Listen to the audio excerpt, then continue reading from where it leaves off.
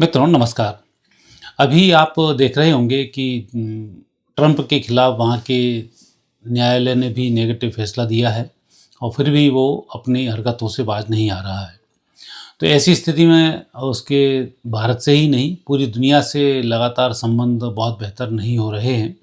और मैंने पहले भी कहा है कि ट्रंप आने वाले समय में बहुत घातक सिद्ध पूरी दुनिया के लिए होने वाला है और तृतीय विश्व युद्ध का कारक भी ट्रंप और अमेरिका ही बनने वाला है।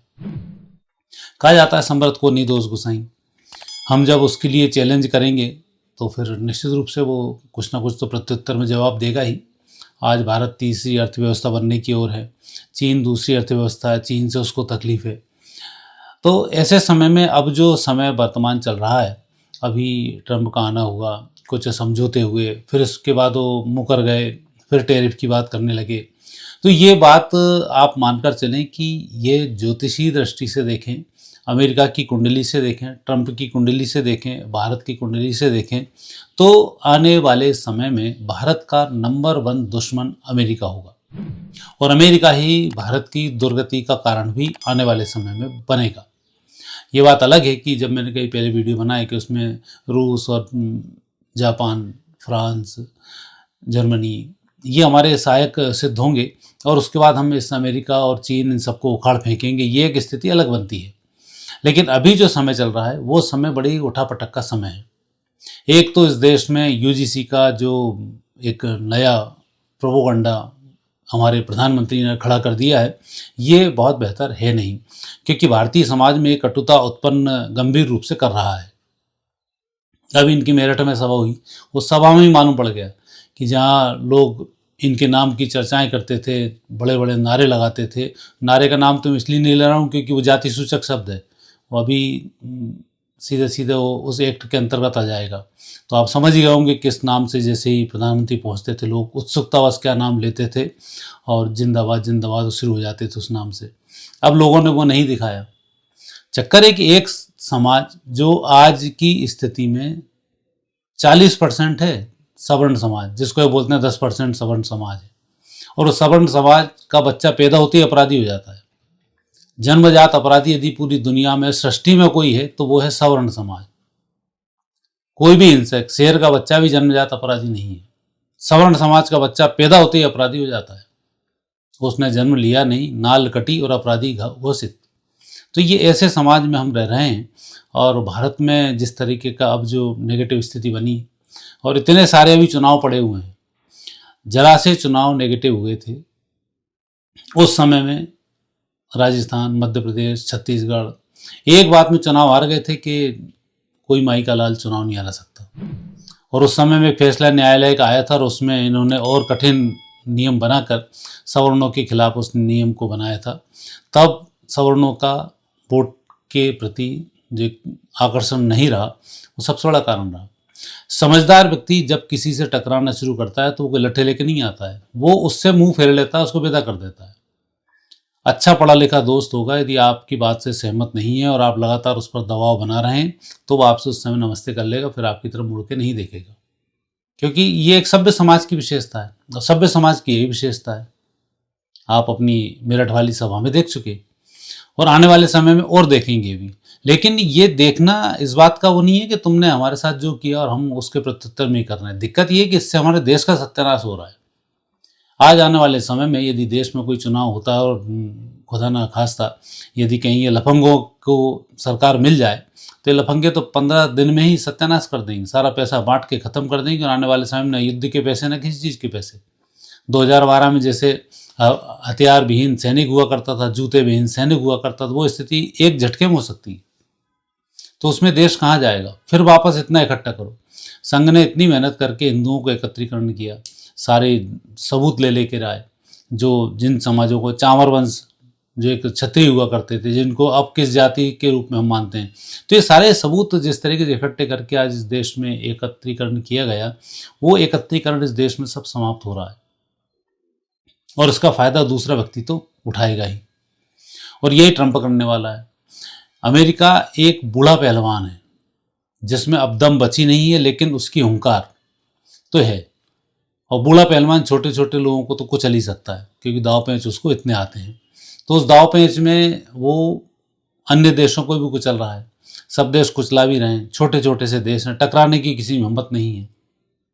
हिम्मत है तो एक देश है जो टकराने की हिम्मत शुरू से कर रहा है और करता चला आ रहा है, और वही उस अमेरिका के सत्यानाश का कारण बनेगा। वो है उसका पड़ोसी उत्तर कोरिया, किम जोंग, जो उसको वहाँ से निपटाएगा। तो अभी जिस तरीके की जो ट्रेड डीलें चल रही हैं, जिस तरह से चल रहा है, तो दुनिया से अमेरिकनों का एक मोह भंग होता जा रहा है। अमेरिकन के प्रति उसके अंदर एक विद्रोह आ रहा है। या अमेरिका उनसे अच्छी दोस्ती चाहता है, लेकिन ट्रंप के चक्कर में कुछ नहीं कर पा रहा है। जैसा यहाँ का सवर्ण समाज अभी तनाव में है कि हिंदुओं के एकत्रीकरण की बात अब वो किस मुंह से करेगा, कि वो तो जरा सा ओबीसी SC/ST में पहुंचा और जरा से उसने शब्द, जाति सूचक शब्द यूज़ किए, वो भाई को जेल। तब तो वो इस कंडीशन में भी नहीं है कि किसी का सपोर्ट कर सके। आपस में ही बातचीत करके चुपचाप जितना रह सके उतना रह सके, खामोश रहना उसकी एक मजबूरी है।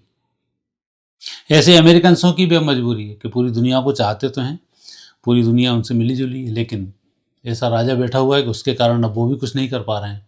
तो ऐसी स्थिति चीन में भी हो रही है। चीन में यहाँ उसके अंदर आपस में बैनर्स फैल रहा है। आप देख रहे होंगे कि वहाँ जो भी एक इंटेलिजेंट होता है सरकार के विरोध में जाता है, मरवा दिया जाता है, गायब हो जाता है। तो वो स्थिति वहाँ भी बनी हुई। तो ये जो देश हैं अमेरिका और चीन, ये पूरी दुनिया में एक विध्वंस का कारण बनने वाले हैं। अमेरिका चीन भले ही दुश्मन होंगे, लेकिन भारत की जब बीच में आता है तो दोनों दोस्त हो जाते हैं और भारत का शत्रुता दोनों देश अपनाना शुरू कर देते हैं। तो इस टैरिफ के थ्रू जो अमेरिका करना चाहता है, एक तो भारत में बेमनस्य फैला हुआ है, उसका वो फ़ायदा बहुत तेज़ी से उठाएगा। और भारत का जो विपक्ष है, ये विपक्ष तो इसका पूरा पूरा फ़ायदा उठाने वाला है, क्योंकि विपक्ष तो ऑलरेडी आग लगाने में, भारत को गुमराह करने में, भारत को लूटने में कोई कसर नहीं छोड़ेगा। अभी आपने देखा होगा एक उत्तराखंड या हिमाचल में कहीं एक वो था दीपक, मोहम्मद दीपक। जैसे वो मोहम्मद दीपक हुआ, तत्काल राहुल गांधी वहाँ पर पहुँच गए। उनका एक अपने खानदान का प्रेम जागा कि एक व्यक्ति हमारे पास आया है। तो ये जो बातें हैं, जबकि कोई मुस्लिम हिंदू बना होगा उसके यहाँ ये नहीं जाएंगे।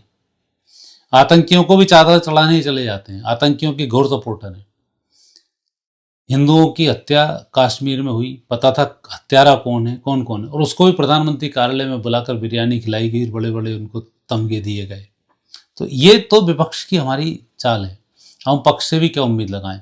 तो आने वाले जो समय है, इस समय में ट्रंप जिस तरीके से चालें चल रहा है, ये चालें भारत के लिए घातक सिद्ध होने वाली हैं। एक तो जनसंख्या का बढ़ता हुआ बवंडर, सर पर इतने सारे चुनाव, आर्थिक रूप से हम भले ही समृद्धि की ओर जा रहे हों, लेकिन जिस तरीके का बेमनस्य इस देश में फैल चुका है, ये बेमनस्य आर्थिक रूप से भी हमें आने वाले समय में बहुत कमज़ोर करने वाला है। और ऐसे समय में हमारा फ़ायदा चीन भी उठाएगा, पाकिस्तान भी उठाएगा, बांग्लादेश भी उठाएगा। तो जो राह हमारे लिए इतनी सरल थी कि हम इन सब पर बड़ी आसानी से पार पा सकते थे, वो राह में गड्ढे खुद हमारी सरकार ने खोद दिए हैं। कि सबसे पहले तो हमारे परिवार में ही जहर घोल दिया, और जब कुटुंब वाले ही इकट्ठे नहीं होंगे तो बाकी लोगों से लड़ने की आप उम्मीद क्या लगा सकते हैं। तो शत्रु आएगा, हमें वही जाल फैलाएगा, जाल में फंसना नहीं चाहिए। कबूतर वाली जो कहानी आपने सुनी होगी, शिकारी आता है, जाल फैलाता है, जाल में फंसना नहीं चाहिए। सारे कबूतर बोल रहे हैं, शिकारी आ भी गया, जाल फैला भी गया, उनको बस में भी कर लिया, और वो यही रट्टा लगा रहे हैं, शिकारी आएगा, जाल फैलाएगा, हमें जाल में नहीं फंसना चाहिए। वही स्थिति अब हमारे समाज की होने वाली है। तो आने वाले समय में भारत में जिस तरीके का बेमनस्य फैला है, ये बेमनस्य, इसका फ़ायदा चीन भी आने वाले समय में उठाने वाला है। हमारे उद्योगपतियों को ही चूँकि सरकार के साथ नहीं दे रहे हैं तो उन्हें सज़ा हो रही है। बैंक ने इतने सारे डील नेगेटिव कर डाले और उसके खिलाफ भी पीछे पड़े हुए हैं। क्यों? क्योंकि सरकार को मंजूर नहीं, और एक ही उद्योगपति मंजूर है। तो ये सब बातें जो अभी सामने नहीं आई थी, अब ये सब सामने आने लगी, और यही बातें भारत के लिए संघर्ष का बहुत बड़ा कारण बनने वाली है। भारत को विजयश्री की प्राप्ति होगी, सनातन पूरी दुनिया में फैलेगा, इसमें कोई संदेह नहीं है।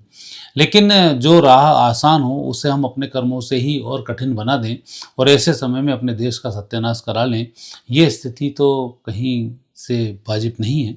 तो गृहयुग जो बताते हैं भारत के, कि अब आने वाले चुनाव में भारत में बेमनस्य फैलने की स्थिति बनेगी।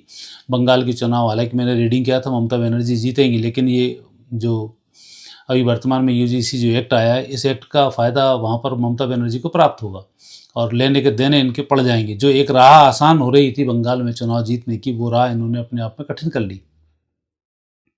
साउथ के चुनाव में भी इन्होंने अपनी राह को कठिन किया है, जरा से उन्होंने कहा ओबीसी के वोट हमें मिल जाएंगे। हमेशा सरकार को याद होना चाहिए, जो व्यक्ति पढ़ लिख कर समृद्ध हो जाता है तो वो सवर्ण समाज में ही गिना जाता है, चाहे किसी भी जाति किसी भी धर्म का क्यों ना हो।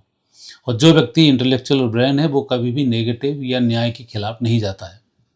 या तो वो चुप रहेगा, नहीं तो न्याय का विरोध वो बिल्कुल नहीं करेगा और शांति के साथ बैठा रहता है। तो ये आने वाले समय में स्थिति रहेगी और इसका फ़ायदा ट्रंप भी उठाएगा, चीन भी उठाएगा, और तो और क्या बात कहें कि इसका फ़ायदा पाकिस्तान, बांग्लादेश भी उठाने वाले हैं आने वाले समय में। तो 2026 में जुलाई के बाद जो मुसीबतें इस देश पर आने वाली हैं, उस देश पर एक तो मुसीबत खुद ही यूजीसी ने खड़ी कर दी और दूसरी मुसीबतें अब आसपास से भी आने वाली हैं, उनके संकेत अब प्राप्त हो चुके हैं। तो उसके लिए अब जो भी जिस व्यक्ति से जैसा बने, जैसे स्वतंत्रता के समय में जो जिसको समझ में आता था वो स्वतंत्रता के लिए लड़ता था, तो आने वाला समय भी अब ऐसा ही होने वाला है। तो मित्रों, ये वीडियो मैंने सिर्फ इसलिए बनाया कि आने वाले समय में ये जो जिस तरीके से ट्रंप हुंकार भर रहा है, कहीं चीन धमका रहा है, कहीं कुछ कर रहा है, तो कर क्यों रहा है? उन्हें पता है कि अब इस देश में वैमनस्य फैल चुका है। जातिगत विष राहुल गांधी तो नहीं घोल पाए, लेकिन यूजीसी के कांड ने उसमें इतना भयंकर पेट्रोल डाला कि आग भभक उठी।